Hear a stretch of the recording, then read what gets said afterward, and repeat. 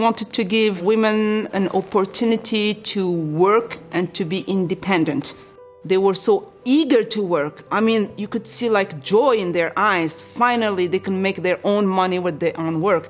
It's priceless. Al-Fasia means the woman of Fez. So we were the first Moroccan restaurant run only by women. So 30 years ago, it was an advancement, a vision that my father had, this idea to be independent. Halima's been here for 26 years. What is her special touch? Touché spécial de Halima vient du cœur, tout simplement. Hein. Parce qu'on le voit quand elle est, le jour où elle est très contente, excitée, elle nous fait une cuisine qui s'adapte en fait à ses émotions. Parce que moi j'y crois, ça se transmet. Quand on cuisine d'une manière joyeuse, agréable, avec beaucoup d'amour, etc., on transmet tout ça à travers les plats. Alors on veut rendre cette expérience unique pour nos clients, c'est en étant authentique et offrant un service personnalisé avec le sourire, comme à la maison. Frasca is this historic dining tradition in northeastern Italy whereby small farms would hang a little branch out on the mailbox of a country road and indicate to people driving by they could pull in for that local family's cuisine and wine.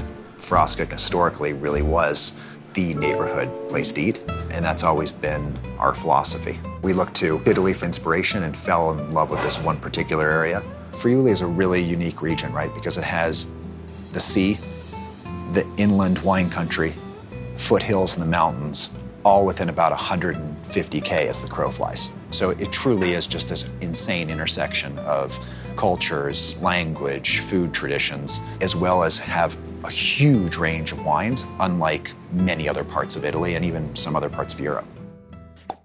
Every day we huddle up 4:30 for pre-service, go over every single guest that's coming in to best prepare the entire team, front and back of the house, for an amazing night, and that's our ritual.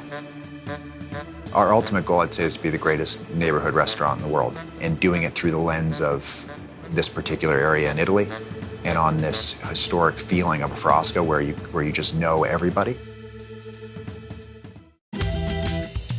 The main characteristic of the Greek lifestyle is Marrakesh, enjoying always the best products, best company, best places, not fancy ones, natural things. Crete and Dallas is the crown of the Mediterranean diet. We have guests that have been 50, 70 times here. We have guests that they brought babies and now they come with their own families. The other ones that they come for the first time, they recognize this hospitality feeling that something is different from the rest of their experience. You feel the soul of it. When guests leave from their Greco farm, we want to have the feeling that they experience the real paradise on earth. We weren't sure whether Edinburgh was going to be ready. It's quite prescriptive, right? It's like you're going to come in, you're going to sit down at that time, you're going to eat what you're given, you're going to sit next to people you don't know. We weren't sure whether people were going to be ready for that, but actually people have embraced it. The other advantage of having this kind of prescriptive format is that you will sometimes end up eating things that you would never have ordered, but that we know are really, really good. This week we started off with a little tomato consommé.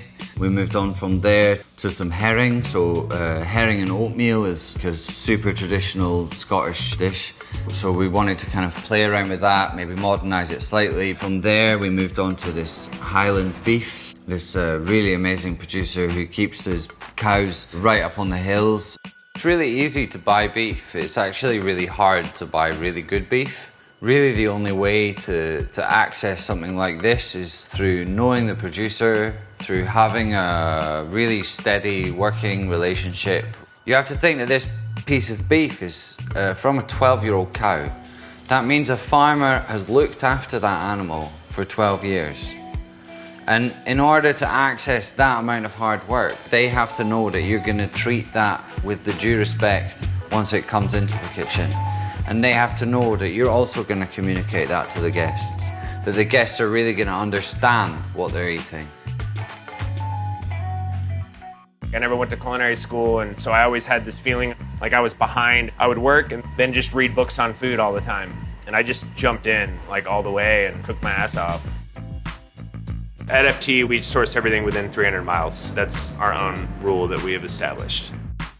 A lot of my cooking could come back to kind of some resemblance of Mediterranean influence. A lot of the techniques that I get drawn to are ones that they've used in the old world. It's only in America where you get tomatoes all year long and you can get peppers all year long, and you lose this sight of what seasonality is. It requires all of us working together to make something really happen. I get the ingredients and then work on a dish. You look at fennel and a lot of people will just take the bulb and that's what they think about. Well, I'm looking at the stalk and the frond. How can we take these apart and then bring them back together in something that makes sense? It's an ever-evolving process.